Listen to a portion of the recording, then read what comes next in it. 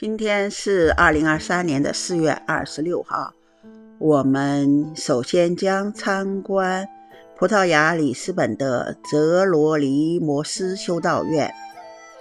它是位于葡萄牙里斯本的贝人区的一个华丽宏伟的修道院，可以说是在里斯本最为突出的古迹，也是曼努埃尔式建筑中最为成功的一例。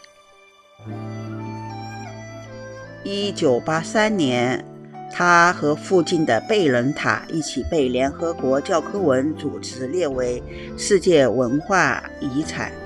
著名的普世蛋塔也是这个修道院里的修女发明的。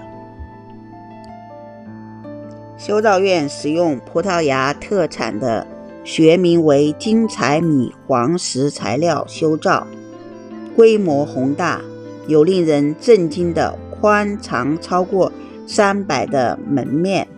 修道院是哥特式和文艺复兴式的完美结合，被后世认为是曼努埃式建筑的珍宝，是历史的唯一无法被抄袭。当时被赋予重要的宗教政治意义。本来该修道院是用于供艾维茨王朝成员做举行葬礼之用的，许多历史上的重要人物也都长眠于此，但后来已演变为供将要离开的海员们做祈祷之用的教堂。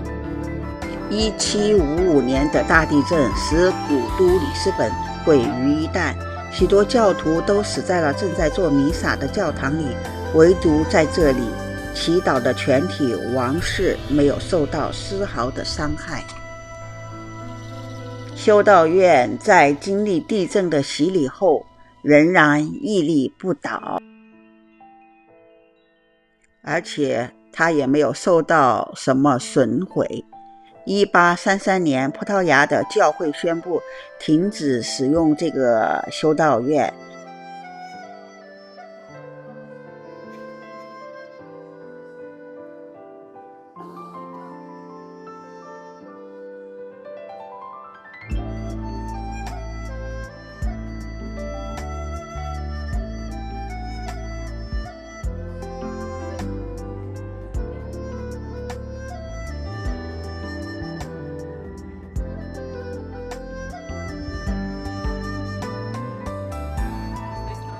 由于1833年以后修道院长久的未被使用，所以呢，这以后它就开始年久失修了。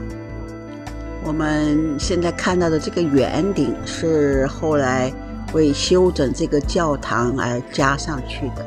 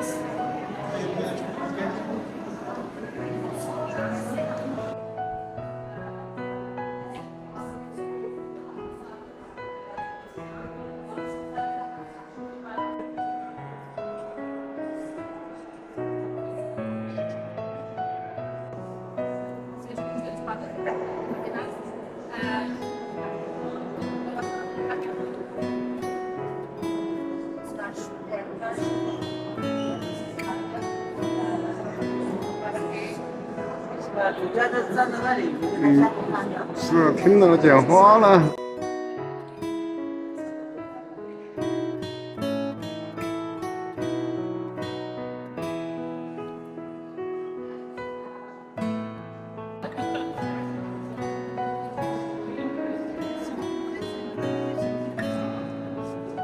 是棺材。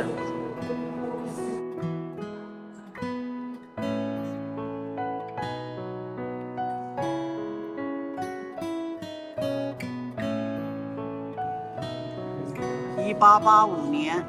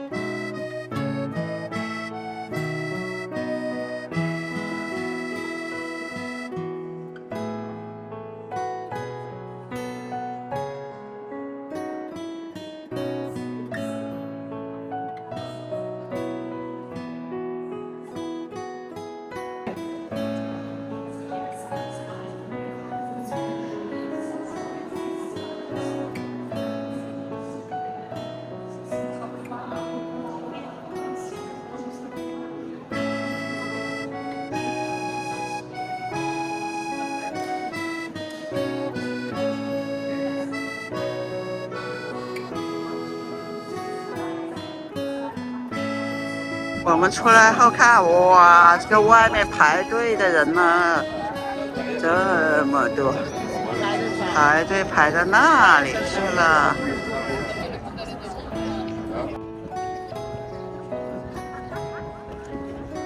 这个队呀，有多么长啊！好在我们一开门就来了呀，真的要赶早。这花还可以。航海纪念碑在马路的对面，应该是叫发现者纪念碑。这花好漂亮，好艳哦。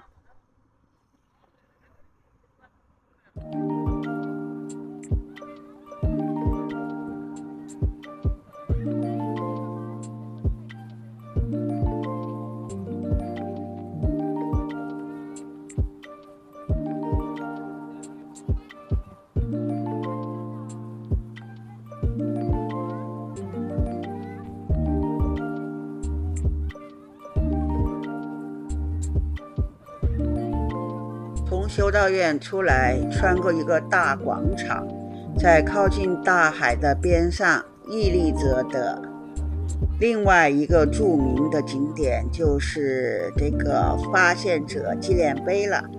它是葡萄牙为纪念15至16世纪航海时代的一个纪念碑，也是里斯本的一个著名的地标。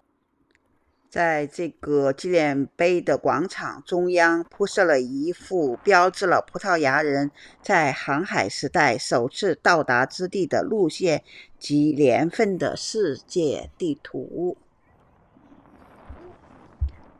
而这个由不同大理石铺设的广场呢，是由南非赠送的。发现者纪念碑呢，是一个高52米，被雕刻成一个以船为主体的船首形状的混凝土板状建筑物。纪念碑的东西两边分别都雕有2个葡萄牙方形的盾徽。发现者纪念碑以恩里克王子站在纪念碑的船首位置，在其东西两边均雕刻有32名的航海时代的航海家、导航员、传教士。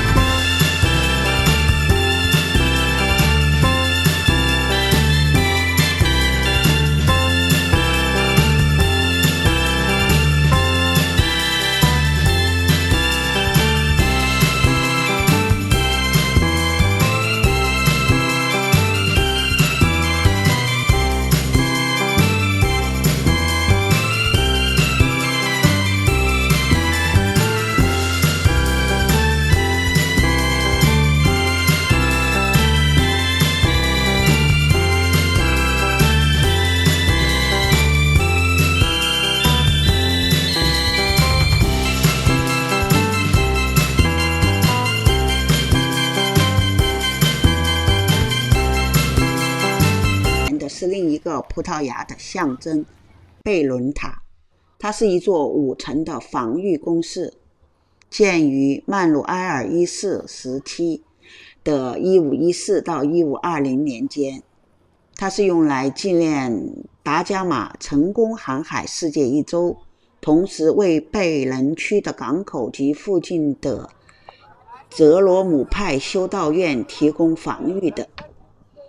随着地理大发现时代的到来，葡萄牙里斯本成为重要的海港，因此有必要建造一些防御工事来捍卫里斯本和它的港口。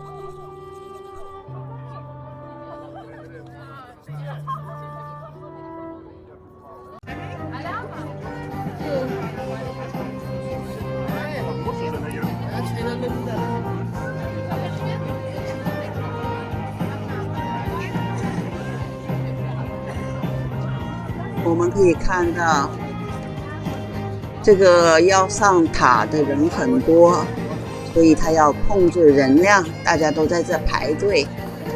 不过呢，这周边有很多在这弹琴的卖艺的艺人，听着这美妙的歌曲，看着这个蓝天白云和美景，也是一个很好的享受。所以大家都不急，都在这里慢慢的排队欣赏。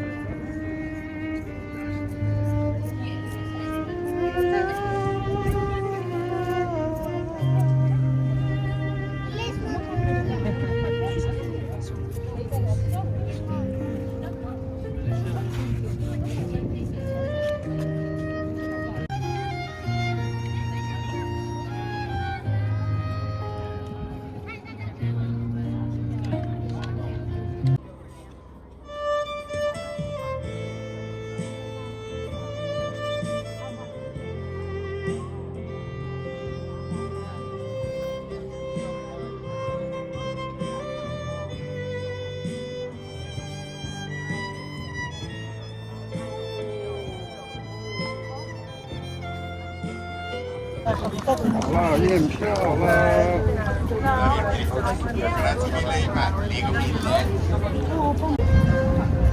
走吧。